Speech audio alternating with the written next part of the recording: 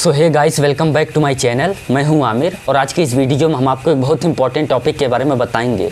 देखिए, जैसा कि इससे पहले एक वीडियो मैंने अपलोड किया हुआ था, उसमें मैंने आपको बताया हुआ था कि अगर आप यूपीटीयू में काउंसलिंग करने वाले हैं तो आपके यूपीटीयू के काउंसलिंग में टोटल 15 डॉक्यूमेंट लगते हैं। टोटल ऐसे 15 जरूरी डॉक्यूमेंट होते हैं जो कि आपके यूपीटीयू के काउंसलिंग में लगते हैं। तो अगर आपने उन सभी 15 डॉक्यूमेंट को नहीं बनवाए हुए हैं तो आप चाहें तो इन बचे हुए टाइम में उनको बनवा सकते हैं। तो अगर आपने वो वीडियो नहीं देखा हुआ है और देखना चाहते हैं तो आप चाहें तो उनको देख सकते हैं, उसका लिंक आपको नीचे डिस्क्रिप्शन में मिल जाएगा।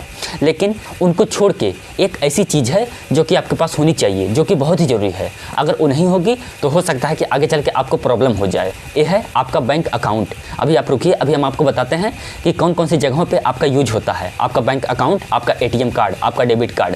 देखिए, सबसे पहले तो जैसा कि आप यूपीटीयू का एग्जाम दे चुके हैं, आपका रिजल्ट भी आ जाएगा। रिजल्ट आने के बाद आपकी काउंसलिंग स्टार्ट होगी। तो जो आपका मतलब बैंक अकाउंट होता है वो तो आपके कॉलेज में भी लगता है, साथ ही साथ आपके काउंसलिंग में भी लगता है।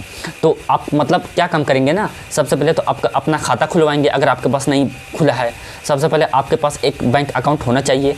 उसके साथ ही साथ आपका एक डेबिट कार्ड भी बना हुआ होना चाहिए, एक एटीएम कार्ड भी बना हुआ होना चाहिए। हो सकता है कि आपके पास बैंक अकाउंट हो लेकिन आपके पास डेबिट कार्ड या फिर एटीएम कार्ड ना हो, तो भी आपको प्रॉब्लम हो ही सकती है। क्योंकि मेन जो काम है वो आपके एटीएम कार्ड से होता है, वो आपके डेबिट कार्ड से होता है। जब आप यूपीटीयू के काउंसलिंग करने जाएंगे तो वहाँ पे सबसे पहले तो जब आप रजिस्ट्रेशन करने जाएंगे ना, तो वहाँ पे 1000 फीस आपकी लगेगी, रजिस्ट्रेशन फीस, उसको आपको पे करना होता है। खैर, अगर आप किसी कंप्यूटर वाले के यहाँ जाएंगे, किसी साइबर कैफ़े पे जाएंगे, अगर आप उससे अपनी काउंसलिंग करवाएंगे तो वो अपने डेबिट कार्ड से, अपने एटीएम कार्ड से पेमेंट कर देता है।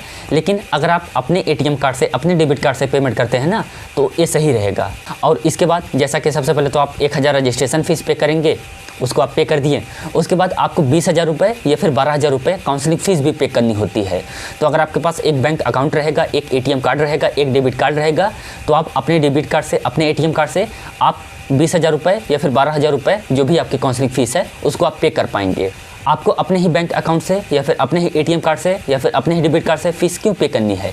इसलिए पे करनी है कि जब आप काउंसलिंग कर रहे हैं, काउंसलिंग करने के बाद उसमें जब आप मतलब फ़ीस का पेमेंट कर देंगे, पेमेंट करने के बाद मान लीजिए कि कोई सिचुएशन ऐसी बनती है कि मतलब आप यूपीटीयू से बाहर निकलना चाहते हैं और जितना भी आपने फ़ीस पेमेंट किया हुआ है उसको आप रिफ़ंड लेना चाहते हैं, तो वो आपके सेम बैंक अकाउंट में ही आए, उसी बैंक अकाउंट में ही आए जिस बैंक अकाउंट में आपने पे किया हुआ है। तो इस कंडीशन में क्या होगा ना कि अगर आपका बैंक अकाउंट रहेगा, अगर आपका डेबिट कार्ड रहेगा, आपका क्रेडिट कार्ड रहेगा, उससे अगर आप पे करेंगे तो आपके उसी सेम बैंक अकाउंट में आपका पैसा रिफंड हो जाएगा, आपको मिल जाएगा। और कई बार ऐसा होता है कि जब स्टूडेंट साइबर कैफ़े वाले के यहाँ जाते हैं, कंप्यूटर वाले के यहाँ जाते हैं, उससे पे करवाते हैं, तो जब रिफंड आता है तो साइबर कैफ़े वाले मतलब इधर उधर की बातें करते हैं कि अभी आया ही नहीं है, ये है वो है, मतलब बहुत ज़्यादा मतलब इधर उधर कर देते हैं। क्योंकि 20,000 रुपये, 12,000 रुपये बहुत बड़ी रकम होती है। तो इसलिए कई बार साइबर कैफ़े वाले या फिर कंप्यूटर वाले ऐसा करते हैं, मतलब उसमें फ्रॉड करते हैं।